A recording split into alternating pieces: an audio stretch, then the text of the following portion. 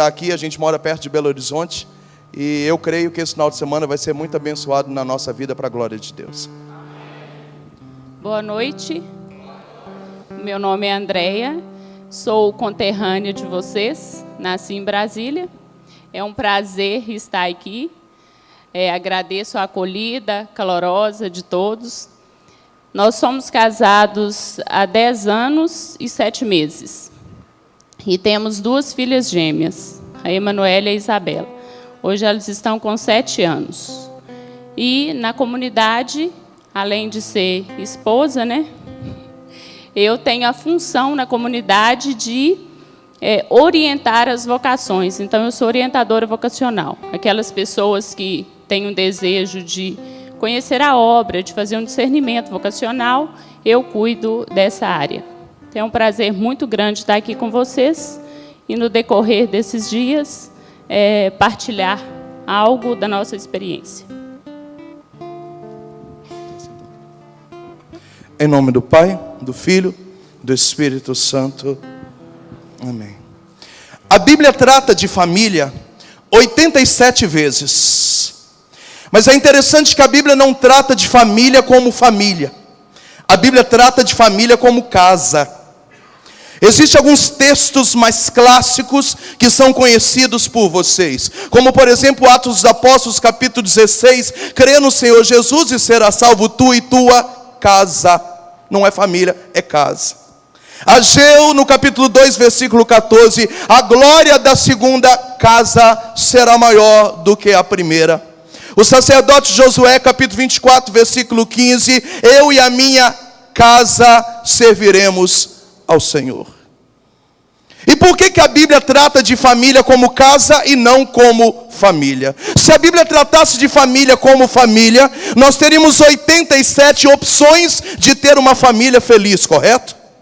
Mas como a Bíblia trata de família como casa e não como família, só existe uma forma de ter uma casa de sucesso: é fazer um alicerce bem feito, porque o segredo da casa é a base. Quem está me entendendo, diga amém. Diga para quem está na sua direita e na sua esquerda: o segredo de uma casa bem feita é o alicerce.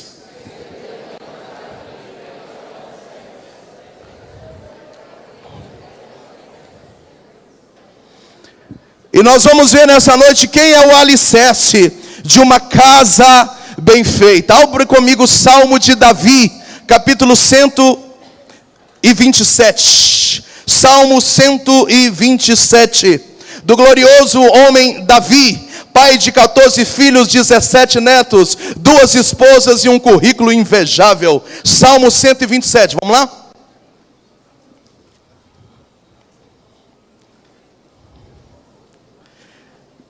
Salmo 127. Quem achou diz amém. Amém. Quem não achou, ajuda eu aí, ué. Acha logo.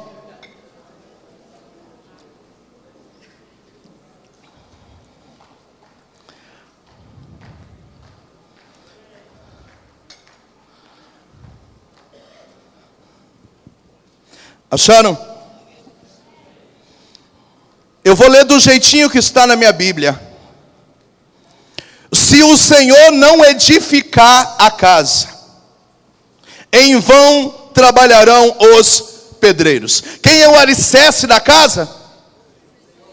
Eu não escutei quem é o alicerce da casa. Se o Senhor não for o alicerce da tua casa, levantar a parede é loucura. Quem está me entendendo, diga amém. Se o Senhor não guardar a cidade, em vão vigia os sentinelas. Palavra do Senhor. Vamos aplaudir a palavra de Deus. Aleluia.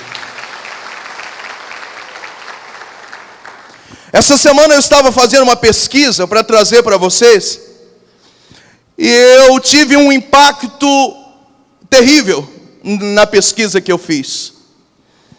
Segundo a estatística dos cartórios de registros do Brasil, 80% das pessoas que se casam, eu não estou falando nem de igreja, estou falando de dados do civil. 80% das pessoas que se casam se separam nos 3 primeiros anos. Ou seja, só supera a crise dos 3 anos 20%. E o detalhe é, desses 20%, após 12 a 15 anos de casado, só 9% dos 20 permanecem casados. Entendeu a matemática ou não? A matemática é, a cada 100 casais, 9 permanecem casados após 12 ou 15 anos. E por que isso acontece? Nós estamos vivendo um momento, como dizia o padre na Santa Missa, difícil. E quando o Papa Bento veio até Aparecida, e nasceu aquele famoso documento de Aparecida, o documento dizia que a família é a célula mãe da sociedade. Portanto, se o inimigo, se a sociedade desfizer da família, se a família perder a sua estrutura, a sociedade vai desbandeirar. Porque família desestruturada é sociedade doente. Há 15 anos eu trabalho com dependente químico. O problema da droga é um problema de saúde pública? Não, é um problema de família. Porque se arrumarmos a família, a droga perde sentido. Esse ativismo gay contra a família, a estrutura tradicional de pai, mãe, filho, faz parte de um combate terrível, de um ódio infernal contra a família. A prostituição, o adultério. O Brasil está hoje em 2º lugar do mundo de loja de sex shop. O Brasil vive de prostituição. As músicas que mais se vendem e que mais faz sucesso é as que falam de separação, de prostituição, de adultério, de bebê, de solidão. O Brasil é um país que vive de prostituição. As novelas que fazem sucesso são as que têm adultério, são as que começam já com um casal que se separa e durante a novela ele pega 2, 3, 4 mulheres da idade das próprias filhas durante a novela. Então por que só 9 a cada 100 casais sobrevivem daqui 12 a 15 anos? Porque há um ataque covarde contra a família. O inferno odeia a família e esse ataque cada vez mais é covarde. A pressão é muito grande, por isso viver casado é quase que uma loucura ou um desafio no dia de hoje. Mas quem detesta a família? Eu vou contar para você. Diga para quem está do seu lado: quem detesta a nossa família se chama demônio. Diga para quem está do outro lado: quem detesta a família se chama demônio. A palavra demônio, diabo, satanás, capeta, elas vêm oriundas de uma mesma palavra chamada diabo. Diabo do grego é diabolus. O que é diabolus? É aquele que se entrepõe no meio de um relacionamento. Portanto, quando marido e mulher já não estão dando certo mais, significa que o diabolus entrou no meio. Quando pais e filhos já não conseguem mais se conviver, significa que o diabolus entrou no meio. Esse ataque infernal, esse ódio mortal contra a família tem nome. É o inferno que quer separar a sua família. E aperta na mão da esposa e do marido e diz: nós não podemos deixar. Nós não podemos deixar. Eu quero provar isso para você biblicamente. Paulo estava preso, e ele escreve à comunidade de Éfeso, no capítulo 6, versículo 10, dizendo: irmãos, ei, a luta de vocês não é contra homem de carne e osso, a luta de vocês é contra principados, potestades, contra o demônio no mundo invisível espalhado pelos ares. Resistirem firme na fé. O que Paulo estava falando? Paulo estava preso, dizendo: ei, quem quer colocar divisão, quem quer separar vocês, quem quer machucar, destruir a família de vocês, é um inimigo invisível, é o diabo que detesta vocês. É por isso que vocês não podem brigar uns com os outros. É claro que às vezes, desculpa, a esposa é burra, porque ela abre a brecha, o inimigo entra na brecha e põe os dois para brigar. Mas o meu adversário é a esposa? Não, a esposa só faltou um pouco de maldade nela, de abrir a brecha. Mas o meu adversário é espiritual. Quem detesta a minha família é o demônio. E às vezes também, desculpa, o marido é burro, porque ele abre a brecha, o demônio instala na brecha e coloca os dois para brigar. Eu vou fazer o quê? Eu vou jogar o marido pela janela? Eu vou trocar a esposa por duas de 18? Não, eu preciso combater, porque quem está por trás dessa luta para nos separar não sou eu nem ela, é o inimigo infernal. Quem está me entendendo, diga amém. Diga para quem está do seu lado: o diabo detesta a gente. Diga para quem está do outro lado: o diabo detesta a gente. Aí você vai dizer: Moisés, Paulo estava preso, e nós não temos garantia do que ele falou. Vai que ele estava meio melancólico. E aí então Pedro, que não estava preso, escreve na sua primeira epístola, no capítulo 5, versículo 7, dizendo: cuidado! O demônio anda ao redor de vós como um leão, rugindo, procurando alguém para devorar. Resiste ele firme na fé também. Quem anda ao redor da sua família o tempo inteiro procurando uma brechinha para abocanhar, para botar vocês dois para brigar, é o adversário, é o diabolos. É aquele que quer uma brechinha para entrar no meio e colocar os dois para brigar. Aí você vai dizer: ah, mas quem garante que o que Pedro e Paulo falou é verdade? Vai que os dois estavam meio que goleados uns com os outros. Aí então o Senhor falou a mesma coisa a João, que estava preso na ilha de Patmos aos 90 anos de idade, lá no livro do Apocalipse 12:12, dizendo: cuidado! O demônio, sabendo que pouco tempo lhe resta, desceu sobre vocês com muita ira. E ele recomenda de novo: resistir-lhe firmes na fé. A mesma coisa que disse a Paulo, a mesma coisa que disse a Pedro, a mesma coisa que disse a João. Quem quer acabar com a sua família é o diabolos, o inimigo infernal. E nesse ódio contra a família, o inferno tem trabalhado 24 horas, sem cansar nem descansar, para que você não consiga permanecer casado. Aperta a mão da esposa do marido e diz: nós vamos resistir. Diga para quem está do outro lado: nós vamos resistir.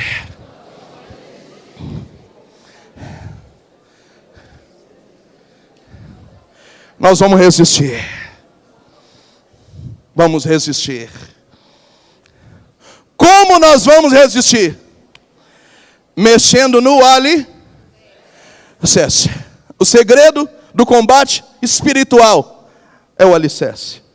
E olha o que a gente acabou de ler, o ensinamento de Davi. Se o Senhor não edificar o teu casamento, vocês vão rodar. Não adianta só amor, paixão, carro bom, emprego legal, ser carinhoso e pagar pizza de vez em quando. Se o Senhor não edificar o seu casamento, diga para quem está do seu lado: a gente não vai aguentar.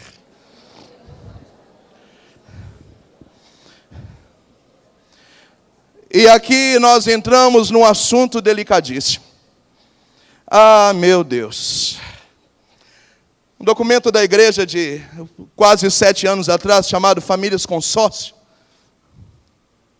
diz que Deus existe por excelência na família. Pai, Filho e Espírito Santo, 3, família, Deus quis assim. Jesus, Maria e José, 3, Deus quis assim. Após o sermão da montanha, Jesus diz: onde mais de 2 estiver reunido, onde mais de 2 é 3, onde houver família, eu estarei lá. Onde Deus está por excelência, na família. É por isso que querer ter uma família sem oração, sem Deus, é uma loucura. Quando lá no livro do Gênesis, pelo capítulo 27, diz que o homem vai deixar a sua família e vai se unir a outra mulher. Ele não vai porque achou ela bonita, ele não vai simplesmente porque ela é um bom partido, ele vai porque Deus tem um projeto. Deus tem um projeto quando faz o homem ir atrás da sua mulher. Deus tem um plano para os dois, e é por isso que quando ele se une, Deus se torna uma só carne, aleluia. E aí começa uma história, e onde há família, a presença de Deus está por excelência. Porque o diabo detesta a sua família? Porque na sua família está a presença do Deus poderoso. Diga glória a Deus. Pode aplaudir. Pode aplaudir.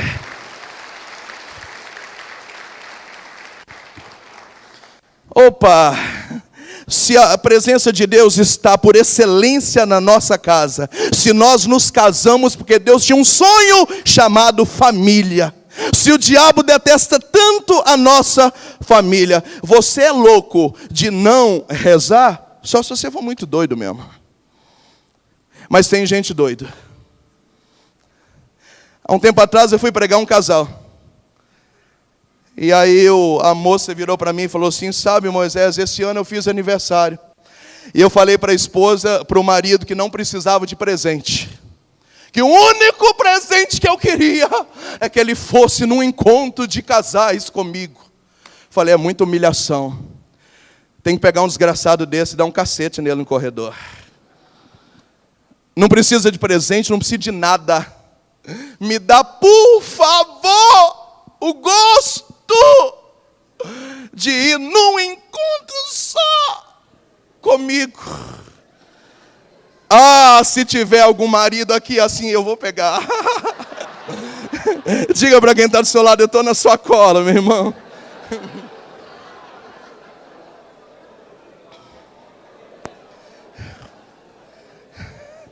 Ah, se eu te pego. É interessante. O marido chega em casa e a esposa fala, bem, vamos rezar o texto. Ele diz, eu estou cansado. Mas se for quarta-feira, o desgraçado fica até 11 horas assistindo futebol. E é interessante, né? É interessante porque uma novela maldita demora 1 hora. Um filme razoável, 2 horas e 20, 2 horas e 40. Quando a gente não fica sem graça porque o fim é ridículo. Um futebol 90 minutos. Sabe quanto tempo que precisa para rezar? Batidinho, um texto? 15 minutos. Mas pergunta quanto tempo que vocês não rezam o texto junto. Toda vez que pergunta, está cansado. Toda vez que pergunta, hoje não. Toda vez que pergunta, hoje não. Outro dia eu estava meditando aquela palavra que dizia que os filhos das trevas são mais espertos que o da luz. E aí me deu uma viajada na maionese. E eu falei, meu Deus do céu. As mulheres quando são do mundão, elas tomam o marido dos outros. Elas põem homem casado comendo na mão delas. Olha o poder que uma mulher tem quando ela está servindo o diabo. Mas aí essa mesma mulher converte e vem para a igreja, só sabe chorar e pedir oração pelo marido. Será que ela não tem carta na manga para colocar o marido babando aos pés dela? E eu fiquei imaginando, falei, nessa hora eu queria ser mulher. Eu ia colocar uma roupa transparente. Ia pegar o texto e dizer para o marido, vamos rezar? E ele vai dizer, que rezar que nada. E aí eu diria, então hoje não tem.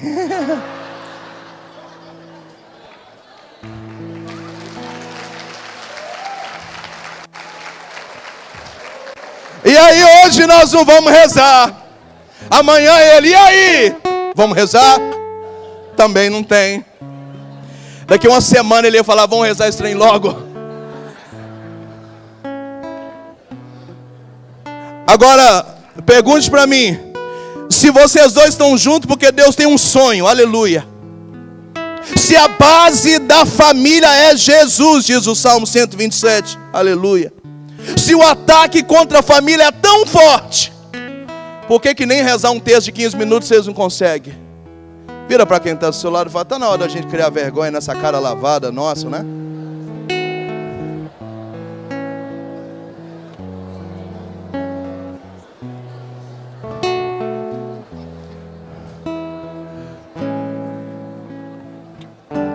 Teve casal que veio para o encontro de casal, não trouxe uma Bíblia, aleluia.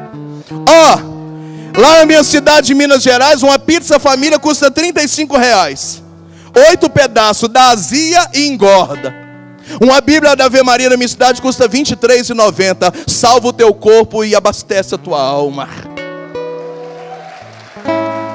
É muito mais fácil comprar uma Bíblia do que pedir uma pizza no Telepizza. Agora pergunta, alguns têm uma Bíblia aberta no Salmo 90, amarela, para espantar capeta lá no estante. Outros estão no Salmo 22, o Senhor é meu pastor e nada me faltará. Agora, eu pergunto, será que a Bíblia é a base do seu casamento? Existe um monte de besteira que a gente faz na vida porque a gente não lê a Bíblia. Tem uma palestra minha que chama 18 versículos bíblicos que ensina a criar filho. Se você quiser saber o que pode ou não fazer na sua casa, a Bíblia ensina. Se você pegar São Paulo, que nem casado era, ele diz o que uma esposa pode ou não fazer. Quer ser uma boa esposa, é só ler a Bíblia, que tem tudo. Quer ser um bom marido, é só ler a Bíblia. A sogra fala uma coisa, a diretora da escola fala outra, a psicóloga fala outra. Mas o que Deus pensa a respeito dos seus filhos, dos seus netos, é só ler a Bíblia, porque a Bíblia ensina tudo. Se você for construir uma casa, nem engenheiro você não precisa, porque a Bíblia dá metragens de como construir uma casa. A Bíblia tem tudo, mas pergunta se a gente lê a Bíblia. A gente não reza terço, a gente não lê a Bíblia. No mínimo, para dizer que a gente é católico, por preceito, Catecismo da Igreja Católica 13:24, nós deveríamos ir à missa todo domingo como obrigação de fé. E o que dá de mulher sozinha, solitária, na missa, porque o marido tomou as cachaças, tem jogo 5 horas. E aí você nunca vê o casal indo à missa junto. Você não vê os dois comungando. Responde para mim, olha nos meus olhos. Tem como levar casamento adiante desse jeito? Diga para quem está do seu lado, então cria vergonha na sua cara. Vamos dar um jeito na nossa vida.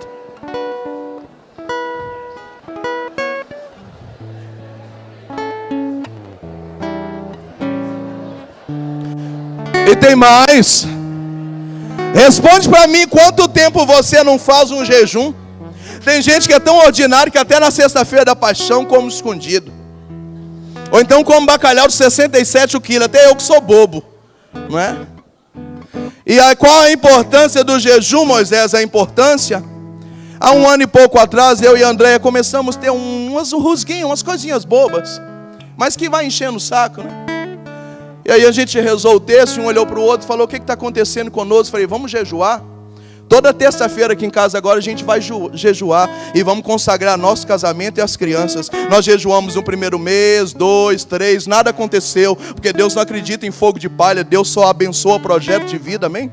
No 4º mês, mais ou menos, as meninas começaram a dormir a noite inteira. Acabou aquela agitação da nossa casa, a gente parou de rusgar, porque a Bíblia diz que há certos demônios que só se vencem com jejum e oração. Quem queria machucar nós dois era eu? Não, eu a amo, ela também não. Quem estava por trás? O diabolos. Metemos jejum no rabo dele, foi embora. Então como é que você quer levar um casamento sem jejuar de vez em quando? Como é que você quer levar um casamento sem uma penitência? Como é que você quer levar um casamento sem rezar o terço? Como você quer levar um casamento sem ir à missa? Como levar um casamento sem se confessar regularmente? Como levar um casamento sem ler a Bíblia? Olha o que eu vou dizer aqui já na abertura do encontro. Após esse encontro, você precisa caminhar com Jesus Cristo. E caminhar, e caminhar, e caminhar, e caminhar. E na alegria, na tristeza, no cansaço. Vai com a roupa da empresa, vai sujo, vai sem tomar banho, mas vai. Porque querer levar um casamento sem Jesus Cristo é loucura, é assinar atestado de suicídio. Ninguém conseguirá permanecer muito tempo com a sua família de pé se o Senhor não edificar a sua casa, senão você vai fazer parte das listas dos derrotados. E eu vim lá de Minas Gerais, estou cansado, para profetizar na sua vida que Deus quer honrar a tua família e você precisa corresponder. Aleluia. Por que a Bíblia trata a família como casa? Porque o segredo da casa é o alicerce. Salmo 127, quem é o alicerce? Se o Senhor não edificar a tua casa, é em vão pedreiro levantar a parede, é em vão dar brinco para a esposa, deixar ela cheirosa, é em vão fazer comidinha para o marido, é em vão passear em Caldas Novas uma vez por ano, é em vão ir para a praia, é em vão qualquer coisa, se o Senhor não edificar. A nossa luta é espiritual e o segredo de uma família vitoriosa é Jesus Cristo em primeiro lugar, porque foi Ele que uniu vocês dois. Dá um glória a Deus. Aleluia. Pode aplaudir, pode aplaudir.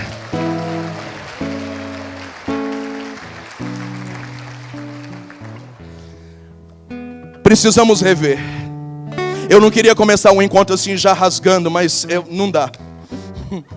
O Márcio falou, começa a primeira noite com um testemunho, uma coisa assim. A Bíblia diz que a boca fala que o coração está cheio. Se eu não pregar a palavra, eu não durmo essa noite.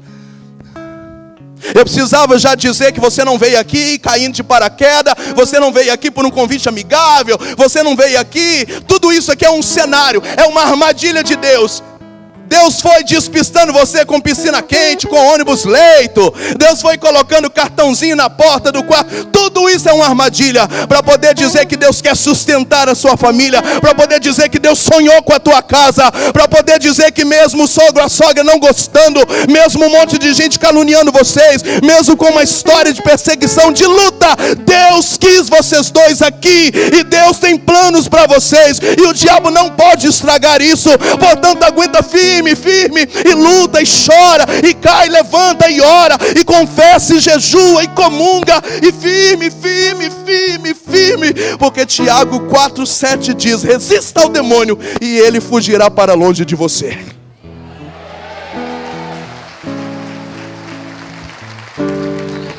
Sacode o seu marido, a sua esposa e diz: aguenta firme, velho. A força para sustentar o casamento vem de você mesmo? Não, vem do alicerce. O alicerce tem nome, qual é? Jesus Cristo. Eu quero finalizar para passar para minha esposa, senão só eu prego, aleluia. Nós estamos casados há quase 11 anos. Talvez eu tenha tido muitas oportunidades de traí-la. Olha o que eu vou dizer. Sabe qual que é o segredo de uma fidelidade? É um homem ou uma mulher que tem Jesus Cristo como Senhor. Porque há momentos na vida da gente que parece que o pecado é maior que o amor, mas ele não é maior que o temor a Deus. Portanto, se você tem uma mulher que ora, você tem a melhor mulher do mundo dentro da tua casa. Se você tem um homem de Deus, pode confiar nele, porque ele ama tanto a Deus que ele vai fazer por você tudo aquilo que uma mulher merece, porque o Senhor da vida dele é Jesus Cristo.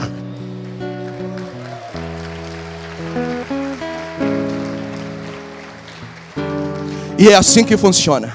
Eu conheci muitos irmãos de caminhada, que amavam profundamente as suas esposas, mas no momento de recaída traíram as esposas. Aí você vai dizer: desgraçado, cachorro, sem vergonha. O segredo da fidelidade não é só o amor, é o temor a Deus. Quando eu penso em olhar para uma outra mulher na rua, a primeira coisa que me vem à cabeça não é a Andréia, é a aliança que eu fiz com Deus de ser santo.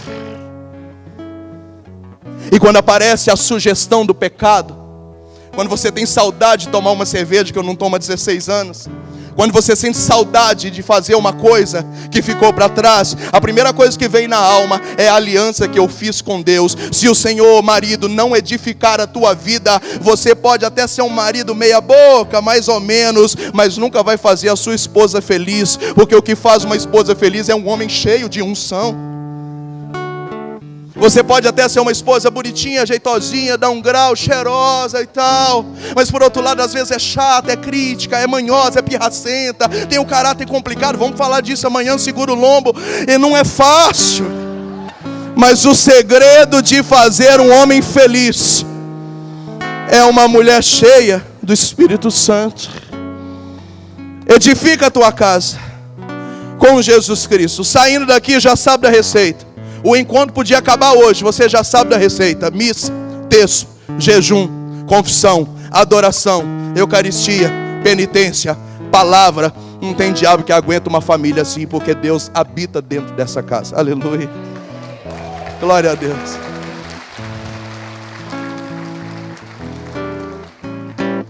A irmã está assim: que bom, ela vai pregar. Não, eu não vou pregar. O meu ministério não é pregação. Mas eu quero testemunhar, né, um pouco da nossa vida, do nosso casamento, o que eu vivi. Eu vim de uma história que eu tinha todos os motivos e um pouquinho mais para não estar aqui hoje, para não edificar, né, a minha casa, para o Senhor não ser o centro da minha vida. Mas como quando a gente chega em uma etapa da vida da gente, a gente tem que fazer uma escolha, né? E eu tinha duas escolhas. Ou eu tinha a opção de escolher deixar que o Senhor fosse o Senhor da minha vida e fazer a vontade dele, mas eu tive a opção também de ir para o outro lado, porque eu sou filha de mãe solteira, né? Não tive exemplo de família. Fui criada sem pai. Fui criada com os meus avós, porque a minha mãe é mineira e veio morar em Brasília. Na época, veio trabalhar toda a família, e aí ela conheceu o meu pai e engravidou. E eu nasci diante de uma situação que fui rejeitada por ele, né? Ele não quis me assumir, não quis nem me conhecer, e por aí foi. Então, a minha história começou assim. Só que nós voltamos para Minas e, quando eu tinha uns 5 anos, mamãe casou. E eu me revoltei com a situação, porque na minha cabeça de criança, de 5 anos, ela estava me trocando por uma pessoa, né? Então, eu não quis acompanhá-la e fiquei com os meus avós. Os meus avós foi que me criaram. E eu cresci, além da falta do pai e de um exemplo de família, porque o meu padrasto é alcoólatra. Hoje ele tem uns 15 anos, mais ou menos, de sobriedade, mas quando eles casaram, ele bebia muito. E eu optei por ficar com a minha avó, na época. E aí eu cresci, além da ausência do pai, da ausência da mãe, os momentos que eu passava com eles, eu cresci ouvindo ele dizer que eu não ia dar nada que prestasse, que eu seria uma criança, uma pessoa que não ia dar nada na vida, porque criança criada com avô não dá nada que presta, e assim foi. E eu fui crescendo com um exemplo de família muito desestruturada, né, com bebida na família, mas, enfim, eu optei por seguir a minha vida. E aí chegou um certo ponto, eu já estava adulta já, e sempre com aquele pensamento que eu não casaria, porque o casamento, para mim, o exemplo que eu tinha não era bom, né? Eu não tinha uma referência boa de família. Mas quando chegou um determinado momento da vida, eu resolvi a conhecer conhecer a caminhada, a me converter de verdade. Foi assim que começou. E no decorrer da caminhada, eu preciso ser breve por causa do nosso horário, eu comecei a rezar e pedir a Deus a graça de ter um marido, que eu queria ter uma família de verdade.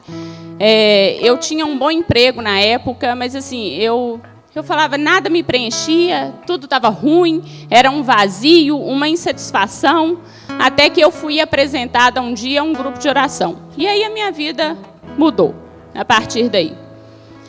E eu sempre com aquele desejo no coração de ter uma família, de fazer diferente, de ter algo que eu não conheci, que eu não vivi.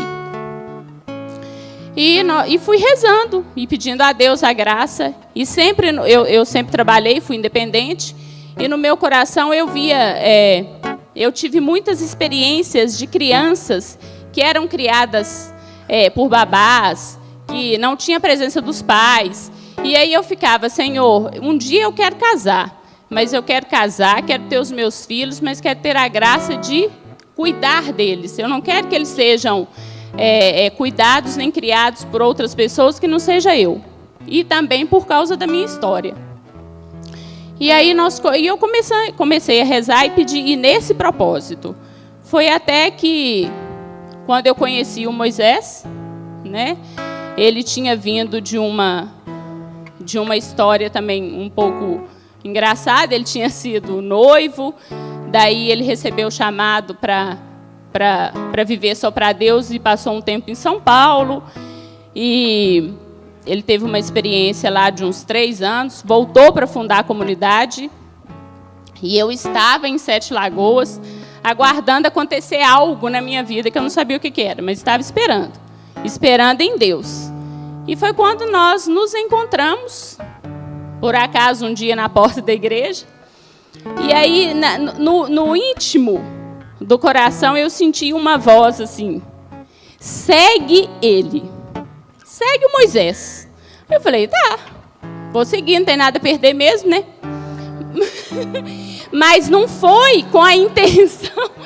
Mas não foi com a intenção. Eu não vi ele como homem, não. Muito pelo contrário. Ele estava, inclusive, ele tinha chegado. Ele tinha ficado num mosteiro, ele estava barbudo, de cabelo grande. E assim, não tinha nada a ver, né? Com isso aqui, não tinha nada a ver mesmo. Mas aí eu peguei e falei assim, tá bom, Senhor, vou seguir, vamos ver o que dá. E colei nele. E eu trabalhava em Belo Horizonte na época. Eu só vinha para Sete Lagoas nos finais de semana. E aí nós começamos, eu comecei a segui-lo realmente, né? Onde ele estava eu ia, na missa que ele estava eu ia, ele saía para o grupo de oração, eu ia junto, e sem entender o que estava acontecendo. Falei, bom, mas deixa eu ser obediente a Deus, né? Pelo menos uma vez, porque eu sempre fui muito dona do meu nariz, então eu fazia só o que eu queria, né? Eu fiquei independente cedo, e aí eu fazia o que eu queria e pronto. E aí eu peguei e falei assim, então vamos lá ver o que se dá. E aí eu comecei a perguntar a ele, Moisés, mas o que realmente você veio fazer aqui? Porque hora você ia ser padre, hora você ia não sei o quê e tal. E aí ele ficava, né? Eu não posso falar ainda o que é que vai acontecer. Falei, tá bom. E aí nós fomos. E aí foi uma época que a gente, ele, mais algumas pessoas lá de Sete Lagoas, a gente reunia para rezar e partilhar junto. Até que um dia, com muito custo, ele falou para a gente que ele estava vindo porque ele veio para fundar uma comunidade. E aí eu peguei e falei assim, aí eu tô dentro desse negócio aí, não entendia nada de comunidade. Falei, eu tô dentro, porque o Senhor falou comigo que é para eu te seguir, então vamos embora. E aí, nós fomos, esse foi um ano mais ou menos, né? Mais ou menos um ano de discernimento. E aí, essa é a parte que ele gosta. Só que aí começou a acontecer que eu comecei a vê-lo de uma maneira diferente, né? Porque com toda a unção que ele tinha e a presença de Deus e tudo, e aí eu comecei a olhar ele com olhos diferentes. Já não era mais uns olhos de irmã, né? Já era um olhar com segundas intenções. E aí eu comecei a ficar incomodada, porque eu falava assim, mas eu não posso desencaminhar ele, né? E aí eu ficava, oh meu Deus, mas o que é isso que está acontecendo? Porque assim, nós estamos numa comunidade, vai ser fundada uma obra, e eu não posso desencaminhar ele vai ser padre, porque na cabeça dele ele ia ser padre. E aí eu peguei e falei, nossa, o negócio começou a ficar complicado. E eu só via ele fim de semana, e aí começou, e aí foi. Quando foi um dia, só que o sentimento foi aumentando, né? E aí, quando foi um dia, eu cheguei para ele e falei, ô Moisés, eu não sei o que está acontecendo, mas eu tenho que te partilhar uma coisa. Eu já estou olhando para você com outros olhos, com um olhar diferente. Eu estou gostando de você, e não é como irmão, é como homem mesmo. E aí ele ficou na dele, né? Ele não sentia nada por mim. E aí nós começamos a partilhar. Só que a partir daí, ele começou a pensar numa possibilidade, né, talvez. E na época, era eu e mais uma amiga nossa. E ela, de olho nele também, a mesma situação.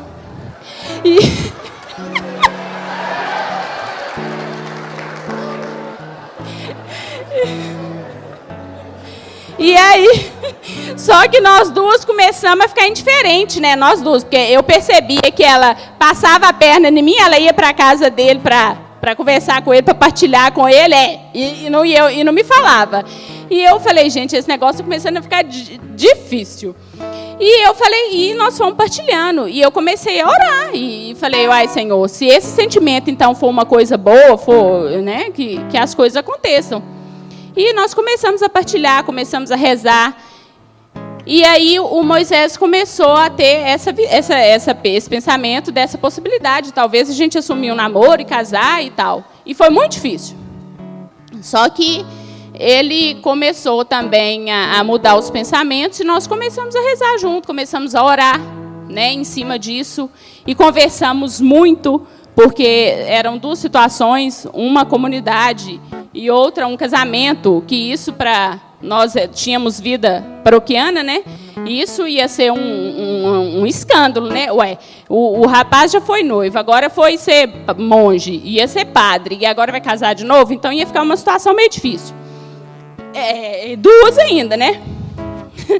E aí, nós entramos em oração, em discernimento, e começamos a orar. E foi isso deve ter sido uns 4, 5 meses. Aí, até que um dia, o Moisés falou assim: Andréia, eu acredito que os planos de Deus na minha vida, talvez eu tenha discernido errado, sei lá. Então, realmente, eu também estou te vendo com um olhar diferente. E vamos, então, rezar. E vamos pedir a confirmação de Deus. E assim nós fizemos. E foi tão interessante que Deus deu uma palavra para ele, na época, e deu ele 2 opções, que ele abençoaria ele, tanto ele sendo casado, como ele sendo eunuco, né? Ou sacerdote, ou celibatário, alguma coisa assim. E aí ele optou por casar, né?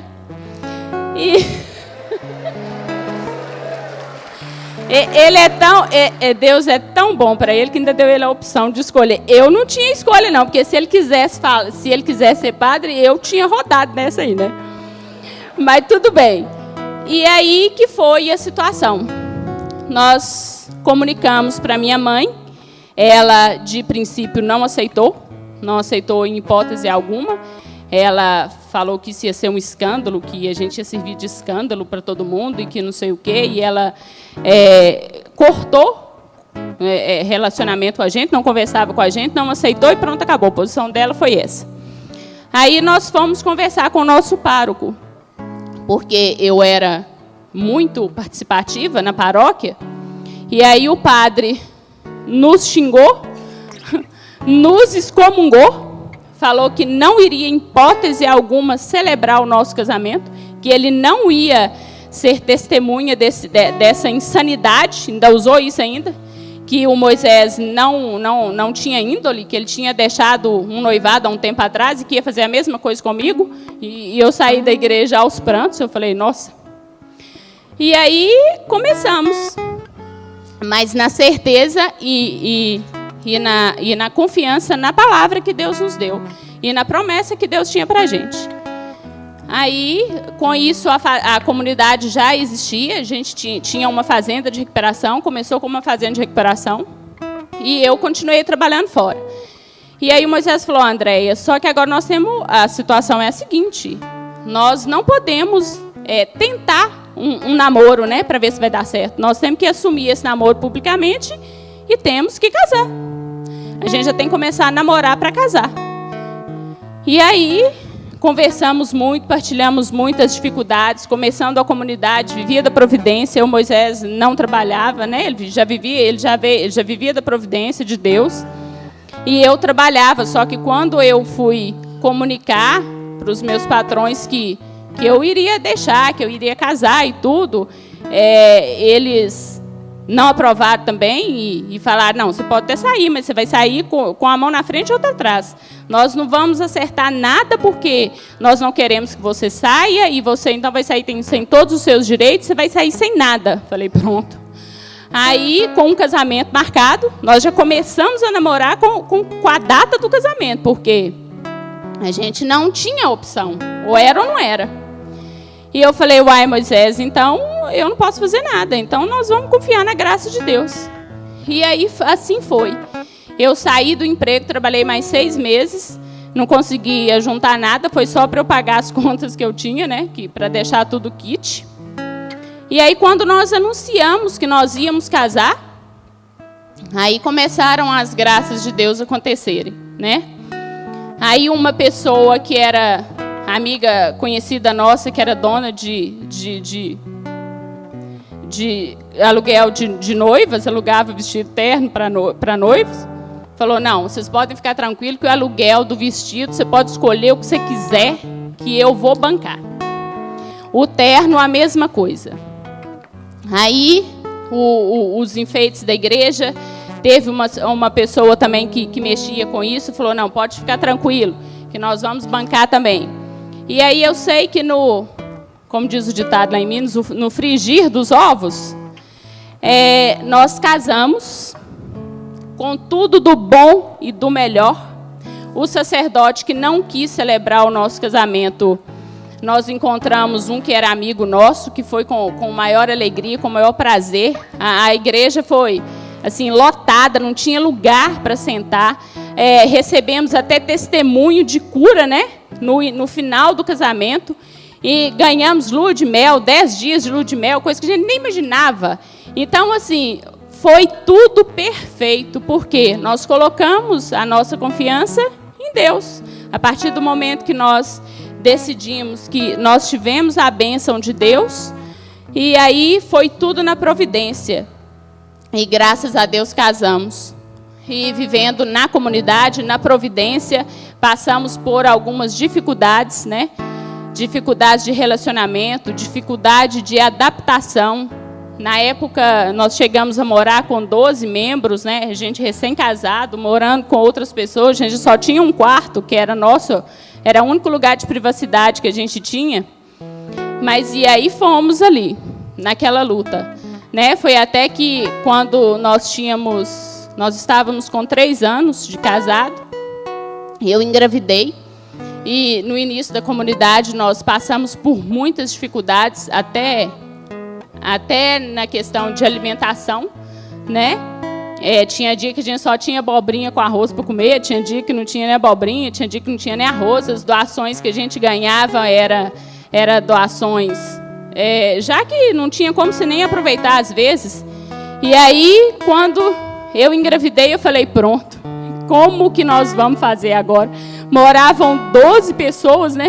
Na mesma casa. A gente tinha a casa que a gente morava era o escritório e a gente tinha um quarto só. Eu falei, nossa, como é que nós vamos fazer? E aí, bom, mas amei, né? Já que nós engravidamos, foi na hora, na vontade de Deus. E aí fui fazer o exame que a médica pediu. Chega lá o médico, são 2. Falei, nossa. Falei, meu Deus do céu! E aí, esse momento, eu fiquei meio assim, né? E aí o Moisés falou, não, Andréia, a nossa vida está entregue nas mãos de Deus. E se Deus nos deu essa bênção, é porque Ele vai nos dar condições. E aí fomos contar para um padre, amigo nosso, ele ainda brincou, ainda falou com a gente, nossa, vocês têm que dar graças a Deus, levantar as mãos para os céus e glorificar a Deus, porque se um filho é bênção, 2, então, vocês não fazem noção das bênçãos que Deus vai derramar sobre vocês. E aí foi, e aí a partir daí a comunidade teve que alugar uma outra casa para a gente. E as portas começaram a abrir e as coisas começaram a acontecer. E aí nós fizemos um chá de bebê, de fraldas. As meninas ganharam fraldas para 6 meses, não tivemos que preocupar com nada. E as coisas foram acontecendo, né? Foram acontecendo, Deus foi agindo, foi nos honrando. E nós passamos por muitas dificuldades, né? Muito trabalho. O nosso irmão ali que teve trigêmeos, né? Sabe um pouquinho mais do que eu, né? Do que eu passei, porque foram 2. Mas aí nós chegamos a ficar 1 ano só praticamente de pijama dentro de casa, cuidando das meninas. Era só nós 2 e algumas meninas da comunidade nos ajudavam, revezavam. E a gente não tinha hora para dormir, não tinha hora para comer. E aí foi a obra. Mas eu vejo que assim foi o tempo de Deus, né? Foi o tempo de Deus. A partir daí, quando as meninas fizeram uns 2 anos, foi que o Moisés foi pregar, né, na Canção Nova, e começou a ficar conhecido nacionalmente.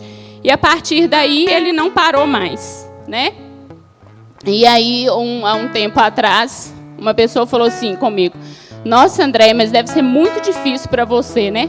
Porque você está em casa todos os finais, porque geralmente ele está fora fim de semana, né? Durante a semana ele está em casa. Ou em casa cuidando das coisas da comunidade. E aí essa pessoa me falou, nossa, mas deve ser muito difícil. O seu marido só fica fora fim de semana. E como que você fica? Eu falei assim, não. O tempo dele com a gente é maior do que o que ele fica fora. Mas eu louvo a Deus, porque eu sei que ele está fora, mas que ele está fazendo a vontade de Deus, né? Que tem famílias sendo resgatadas com o nosso testemunho, tem pessoas sendo resgatadas, e ao contrário que talvez, muito para mim, é muito mais, eu glorifico a Deus porque ele está fora fazendo a vontade de Deus. E é difícil as esposas que têm o marido, que estão fora e que estão na bebida, que estão muitos nas drogas, né? muitos na prostituição. E eu falei, não, então eu louvo e glorifico a Deus, porque eu dei ele para a missão. Para mim, às vezes, é difícil, né? Porque a criação das meninas, a educação das meninas ficaram, sobrecarregou para mim. Mas a gente adotamos um padrão, né, de vida lá em casa, que as meninas são criadas, são educadas, então não assistem qualquer coisa na televisão, não assistem novelas. A gente reza antes das refeições, reza para dormir. Elas mesmas me contam que às vezes elas vão passear na casa de algum coleguinha, e aí uma delas que é mais atiçada, assim, fala mais igual o pai, né? Mas na lata assim. Aí ela vira e fala, ué, mas nós já vamos comer, vocês não vão rezar, não? Ela é desse jeito. Aí a pessoa, né? Não, mas a gente não tem o costume de rezar. Como então? Ela reza com as pessoas antes das refeições. Então, assim, eu vejo que na escola, graças a Deus, elas são exemplos. Toda vez que a gente é chamado na escola é só para ser elogiado, qualquer coisa. Então, eu vejo que assim, a gente paga um preço alto, mas que a recompensa está aí. Né? Ou até hoje elas têm muitas coisas do mundo, das coisas que acontecem, das dificuldades que elas ainda não têm noção, que eu faço questão de preservar isso, né? Por isso eu não deixo elas assistirem qualquer coisa, não deixo elas terem qualquer amiga, qualquer companhia que seja, que eu vejo que não vai de encontro àquele padrão que nós adotamos, que é o padrão da família cristã, pelo menos, né? Que a gente acredita que é a maneira certa. Então, com as dificuldades que a gente tem, com as lutas, mas está valendo a pena. Valeu a pena eu ter optado por esse caminho, né, que é o caminho de deixar que o Senhor haja na nossa vida, esteja em primeiro lugar. Valeu a pena, porque hoje eu poderia nem estar por aqui, né?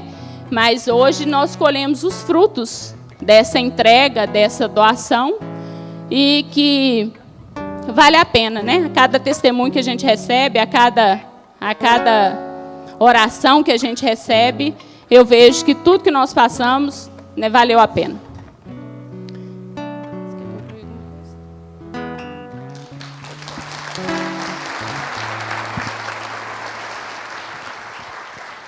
A gente queria terminar essa noite orando com vocês. A gente não paga INSS, a gente nunca vai aposentar. Quase 15 anos que nós não temos carteira assinada. A casa que a gente mora não é nossa, o carro não é nosso. A gente não tem apoio de família, porque depois que a gente abraçou Jesus, a família da gente virou as costas. A única coisa que a gente tem é Jesus Cristo como o alicerce da nossa família. Então nós temos tudo. Nós temos tudo. Eu quero convidar vocês nessa noite a fazer uma inversão de valores. Se alguma coisa ou alguém estiver no primeiro lugar, precisa sair, porque esse lugar tem dono. E se o Senhor não edificar o seu casamento, a sua casa, é em vão a gente continuar vivendo como família.